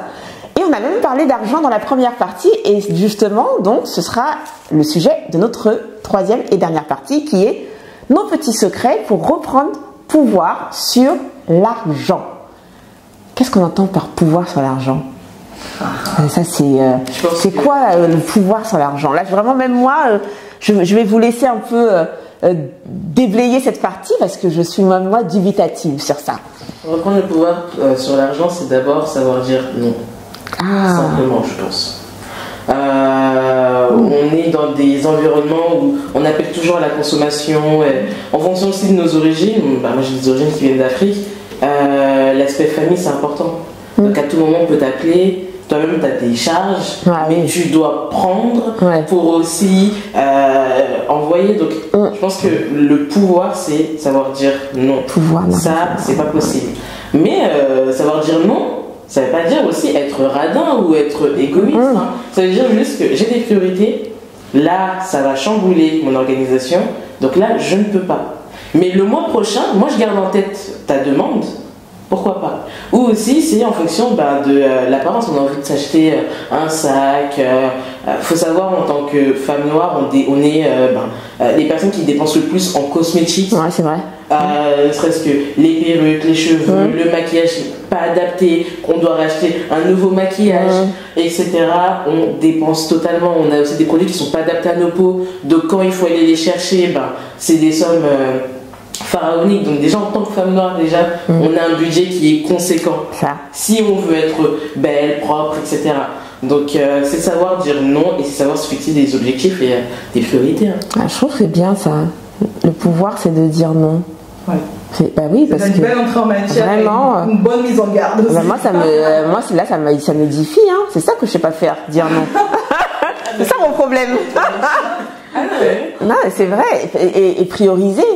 Effectivement, et puis j'ai bien aimé parce qu'en fait dedans tu as quand même mis des problématiques qu'on peut rencontrer aussi dans nos communautés, la solidarité, qui est une bonne problématique, c'est plutôt une bonne valeur, mais quelquefois ça peut venir aggraver ton budget parce que t'as pas les moyens pour toi-même, mais il faut aider quelqu'un, soit au pays, soit la famille ici, etc. Donc c'est vrai que ça, c'est le fait de dire non, ou peut-être même de pas dire non, mais de repousser un peu ultérieurement. Ça peut aider justement à reprendre pouvoir sur l'argent, effectivement. Et toi, Perle, est-ce que tu as un petit secret? Dis-nous tout. Avant on parle de secret, c'est très de déjà rappeler que l'argent est une énergie. Oui, souvent, on assimile l'argent au bien matériel, exactement, à l'aspect vraiment, on va dire, tangible de la chose. C'est l'énergie, c'est quelque chose qui nous permet finalement soit de nous épanouir dans les voyages, dans les vêtements, si on se sent bien là-dedans, dans les restaurants, si on aime manger comme moi, mais c'est aussi quelque chose qui nous permet de nous soigner, d'aider les autres, tu l'as dit tout à l'heure, qui permet aussi de prévoir pour l'avenir, pour nos enfants, mais de côté pour leurs études, ou même pour nous, pour nos vieux jours. Tu vois, c'est quelque chose qui finalement va quelque part un peu orienter notre vie, notre quotidien, notre rapport à l'autre aussi. Quand tu dire non, c'est aussi apprendre à dire à l'autre je ne peux pas t'aider. Peut-être que tu peux t'aider autrement quand tu te donnes de l'argent, peut-être en trouver peut-être, tu vois. C'est quelque chose qui finalement n'est pas diabolique parce que on a cet aspect-là. C'est vrai. Beaucoup, des fois, voilà, faut savoir être juste. Souvent, on a l'impression qu'on dit non. Enfin, et c'est ça qui est hyper hypocrite chez l'homme en général, c'est qu'on dit oui. Au PN, c'est bien, c'est gentil, on est parfaite, etc. Et quand on dit non, on a l'impression qu'on change de visage. Non, on peut être gentil, parfait, et dire non. Et dire non. Alors bon, si le non il est trop violent et que vous pensez que la personne elle va pas être trop réceptive, vous pouvez dire non, mais tu vois, en ce moment, blablabla. Mais en gros, ça veut dire non. Complètement. On va pas se leurrer. Ouais, complètement. Voilà, mais sûr, c'est de dissocier finalement l'argent de la personne que nous sommes. Ouais, et ça ne reflète pas ce que nous sommes. Et quand je rejoins l'aspect vraiment du côté d'origine africaine notamment, quand on a la chance, entre guillemets, d'avoir des moyens, souvent dans les familles c'est très compliqué. Et c'est dommage parce que ce soit quelque chose de valorisant pour la famille de dire c'est un exemple, la personne puisse aider quand elle peut, mais c'est pas qu'il faut presque se cacher parce que sinon c'est compliqué. Et j'ai envie de déconstruire un peu ce côté de dire l'argent, cette énergie, on a le droit de l'attirer à soi, d'accepter, de dire je veux être riche. On a le droit. Je veux être riche. Je veux être riche. Qu'est-ce qu'on met derrière? Tu vois, qu'est-ce qu'on met derrière? Est-ce que c'est pour son avenir? Est-ce que c'est pour son bien-être, pour aider les gens qui ont besoin d'argent pour aider et effectivement qui ont besoin de cette mission de vie-là d'aider, mais ne pas voir l'argent comme quelque chose de mal ou quelque chose qui va nous mettre dans des problèmes, parce qu'il y en a qui se disent voilà, si un jour j'ai un peu trop de sous là, mais on va trop, tout le monde s'en peut trop, je fais attention. Il y a aussi ça aussi, qui s'auto-sabotent, on le voit même dans l'entrepreneuriat, ce côté se dire je mets des limites parce qu'on a peur de trop briller, d'avoir trop. Mais aussi avoir des projets concrets et qui sont sur une durée. Pourquoi? Parce que souvent on va se dire, comme tu l'as dit tout à l'heure, on dit non et donc la personne elle veut se cacher et donc elle veut pas s'assumer. Mais si, imaginons que ton projet demain c'est d'ouvrir un orphelinat, est-ce que tu te vois demain de détruire la vie de peut-être une dizaine d'enfants parce qu'à un moment t'as été peut-être trop gentil? Donc moi c'est là aussi il y a l'équilibre quelque part. T'as des projets, t'as une vision, tu sais que tu veux faire des choses, même pour tes enfants tu sais que tu vas construire des choses, donc tu peux pas être irresponsable vis-à-vis de ton argent. Après ça nous empêche pas d'avoir des moments de folie où on a envie de se faire plaisir, voilà, de dépenser jusqu'à ce que le banquier nous appelle dire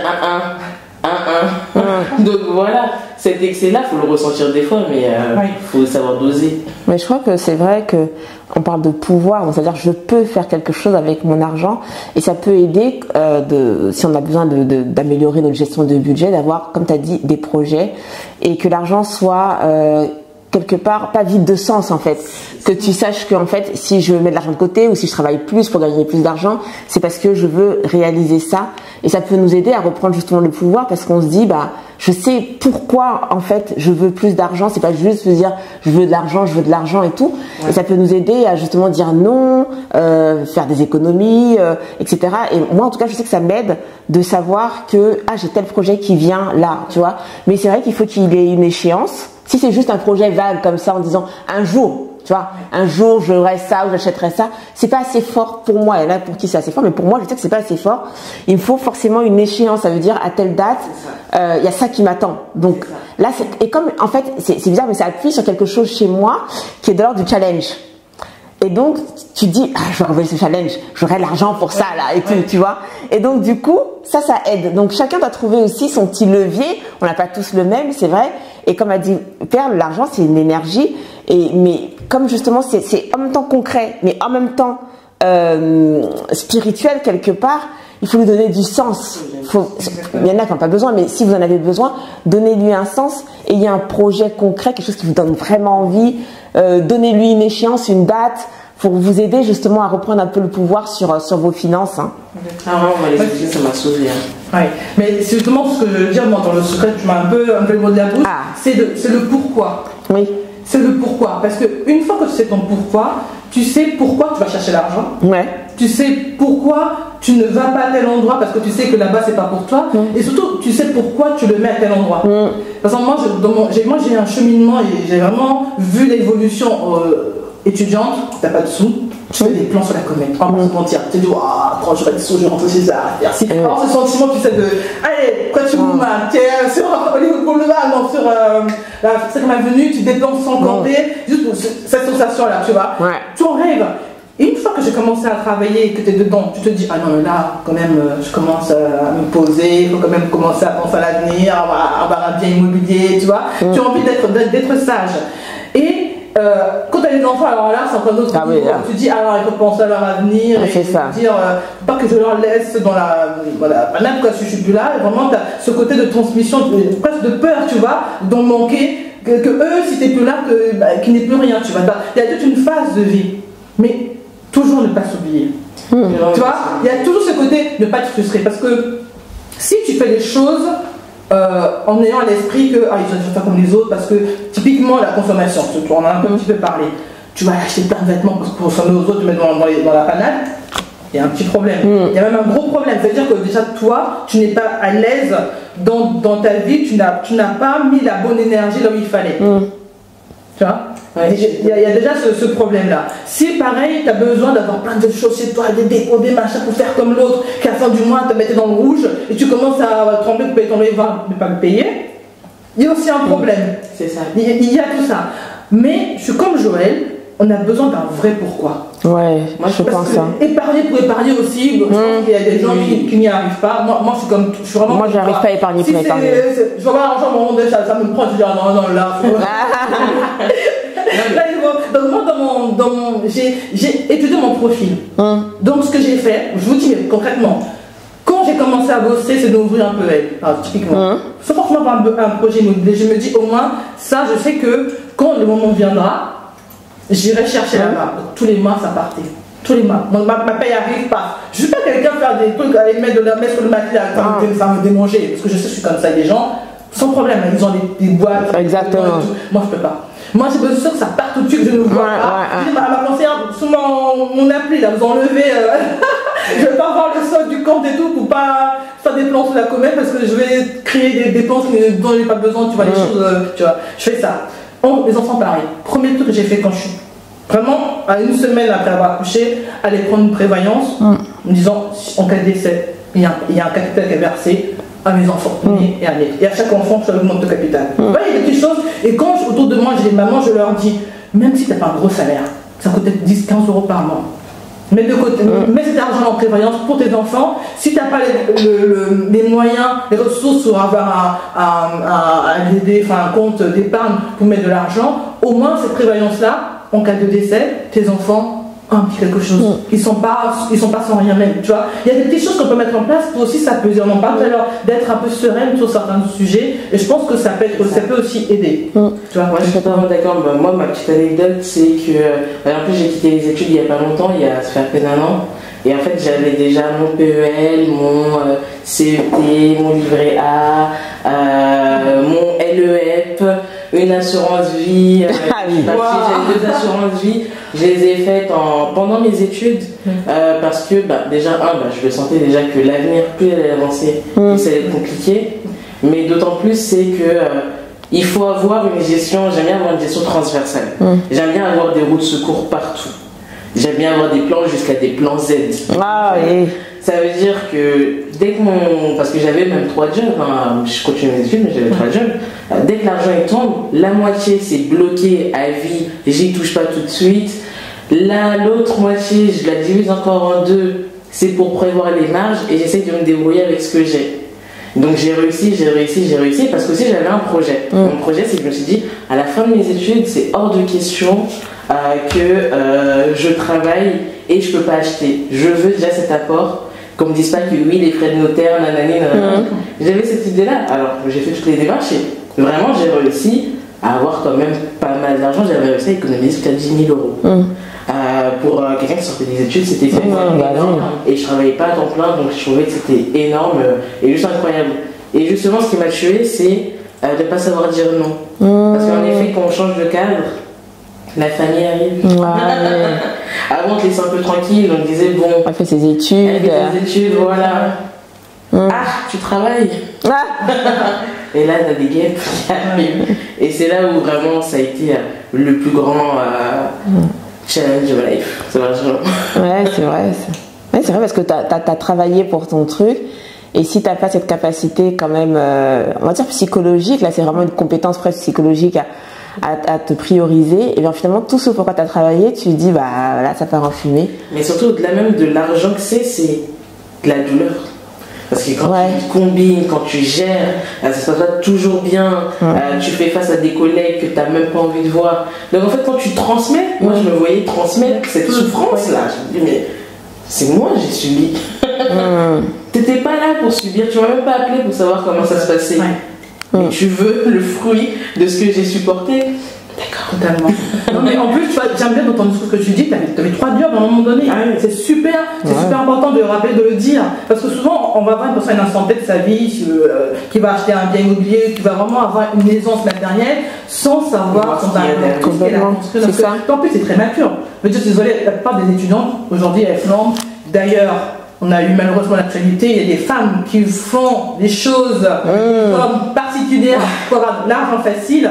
Rappelez qu'on peut avoir de l'argent de manière totalement égale et honnête. Honnête et surtout saine, c'est important. Et se respecter. Complètement. Et c'est beau à voir. Et cette éducation-là, d'ailleurs, ça m'intéresse. Comment tu l'as eu toi? Tu l'as eu spontanément? Tu as regardé les autres? D'où t'es venu d'avoir cette approche de l'argent? Il y a eu ce côté spontané parce que je suis, pourtant j'ai des grands frères et des grandes sœurs, mais je suis celle qui est l'une des seules qui maîtrise financièrement des choses et à chaque fois c'est moi qu'on appelle pour dire voilà. Mais il y avait cette conscience déjà, je me souviens, première année à la fac, le prof il me dit j'ai peur pour vous, plus le temps il va avancer, plus ça va être compliqué. Moi cette phrase je l'ai gardée en tête.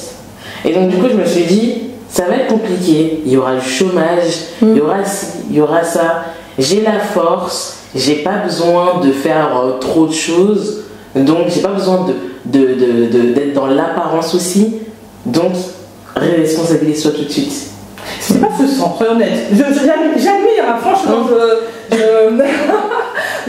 suis très admirative, mais en même temps je me dis il y a ce côté en moi un peu congolais, c'est ça. La vie est courte aussi, tu vois. Ne pas avoir de regrets. C'est toujours cet équilibre qu'il faut arriver à trouver, pas se réveiller à 40 ans et puis faire sa crise en guillemets d'adolescence et commencer à faire la nouba et dépenser sans compter, tu vois.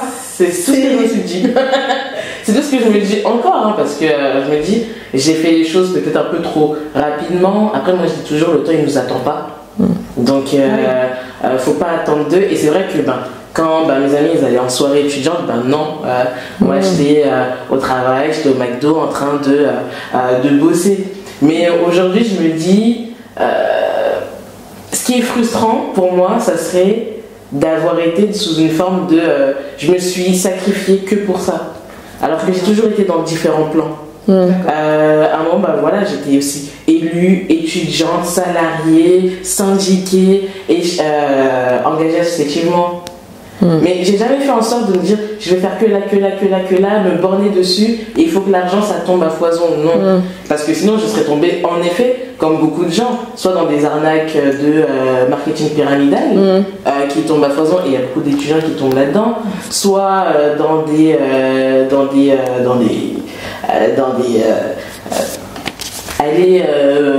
je sais pas comment dire le terme, mais voilà, dans des trucs à scène, voilà, tu peux le dire.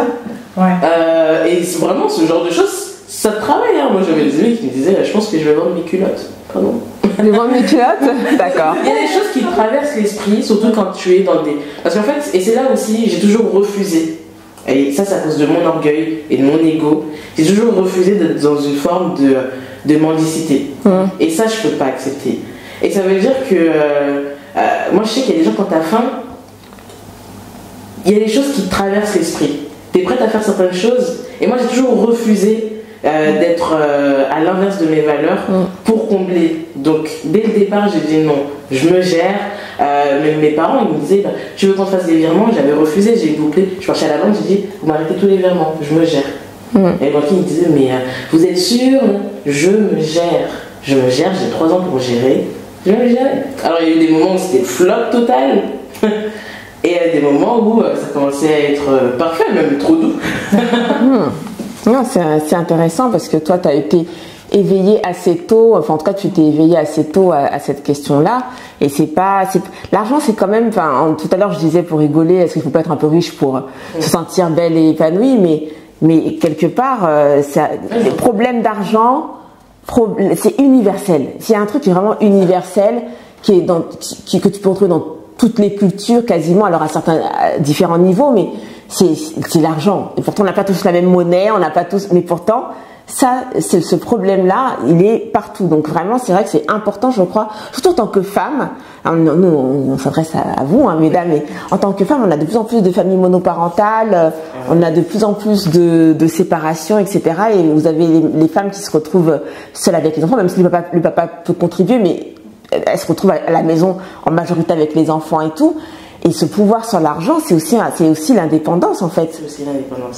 C'est la paix. Tout à l'heure je disais la paix, mais c'est aussi l'indépendance. Donc on a vraiment tout intérêt à s'éduquer financièrement. Au-delà du fait, parce que c'est vrai, on va me dire, moi je vais plutôt parler aux personnes de ma génération, parce que on parle souvent, oui, tu as eu une maturité financière, mais vous avez été d'une époque où la vie n'était pas pareille. Le chômage ne battait pas autant son plein que maintenant. Et je pense que c'est peut-être que c'est l'époque qui oblige. Dans une époque où malheureusement on n'a plus le choix. Avant on pouvait se dire on peut dépendre un peu des parents parce que voilà les deux ils se débrouillent, etc. Aujourd'hui, comme tu as dit, déjà il y a des familles de plus en plus monoparentales. Tu sais, des fois, voilà, la situation familiale n'est pas toujours hyper appréciable, alors qu'avant on avait un modèle familial, on va dire classique. Couple, enfant, tatati, tatata, tu reçois les cadeaux de mamie, des fois tu as 50 € à Noël, tu avais une bonne gestion aux alentours. Aujourd'hui, malheureusement, c'est plus pareil. Et donc, du coup, on est obligé, et moi j'invite en tout cas les personnes de ma génération à prendre conscience et directement de poser ses marques, parce que la vie elle est pas simple, il ne faut pas de... Je crois qu'il faut plusieurs investissements, des investissements sur le temps long, genre la retraite et tout. Moi, par exemple, à force d'entendre qu'on n'aura pas de retraite, j'ai ouvert un plan retraite. Enfin, à un moment, même si on cotise comme tout le monde, mais à force d'entendre, comme tu disais, on dit à l'avenir ça va être très dur. Tu te dis attends, moi je sais pas quand est-ce que je vais prendre ma retraite. Tous les jours ça se repousse. Tu te dis attends, je vais mettre l'argent de côté parce que voilà. Donc je pense qu'on doit avoir quelque chose d'un investissement assez long, après un temps un peu moyen, et puis quelque chose qui augmente nos revenus. C'est important, je crois, de pouvoir avoir une idée, un petit truc, un petit business, hein. Mais vraiment pas grand chose, hein, mais de se dire tiens, je pourrais peut-être vendre ça, acheter, vendre ça et tout, pour reprendre un peu justement ce pouvoir sur l'argent, parce que sinon il nous file entre les doigts, hein. Attends, ça s'évapore très vite, hein. En tout cas chez moi, moi, hein. Mais, exactement, mais souvent tu parlais d'entreprendre. Quelque chose que j'ai découvert justement avec le focus, c'est le nombre de femmes qui se lancent dans l'entrepreneuriat. C'est impressionnant. Alors effectivement, elles étaient là avant. Alors est-ce que c'est un effet de mode ou c'est quelque chose que moi je n'ai pas vu parce que je ne suis pas dans cet environnement-là. Moi étant salarié plutôt classique, donc là j'ai été un peu happée par tout ça avec Joël et Linda, et je trouve ça beau. Je trouve ça beau que les femmes aussi arrivent maintenant à se dire qu'elles peuvent créer de l'argent, créer de la valeur, et arriver à avoir cet engouement-là. C'est comme une vague, tu sais. Une vague, et on y va, on récupère de l'argent, on en fait, et on dit aux autres aussi comment le faire. Exactement. Après, tout n'est pas bon à entendre, parce qu'effectivement, il y a des arnaques et des choses qui ne sont pas toujours très, très judicieuses à mettre en place. Mais typiquement, moi, je suis des comptes sur Instagram, on apprend à gérer le budget, dans des astuces justement sous les comptes, ça va même investir, parce que ça prend l'immobilier, ça s'apprend également, et d'avoir se projeter dans l'avenir et pouvoir un peu faire justement des placements et tout. Mais au début de tout ça, au départ de tout ça, c'est quand même, comme on l'a dit, trouver une source de revenus, un emploi, un travail. C'est vrai. Il faut y aller. C'est vrai qu'on a fait plein de choses, mais reprendre le pouvoir sur l'argent, c'est d'abord avoir généré des revenus par un travail, l'entrepreneuriat ou quoi que ce soit, mais c'est quand même, c'est d'abord ça. Et c'est vrai qu'il y a cette vague d'entrepreneuriat, mais je crois que elle répond à un manque, parce que nous, les femmes, on est quand même, encore aujourd'hui, moins employés, sous-employés, moins payés, etc. Et donc, comment tu fais quand la société, quelque part, t'offre pas encore tous les moyens?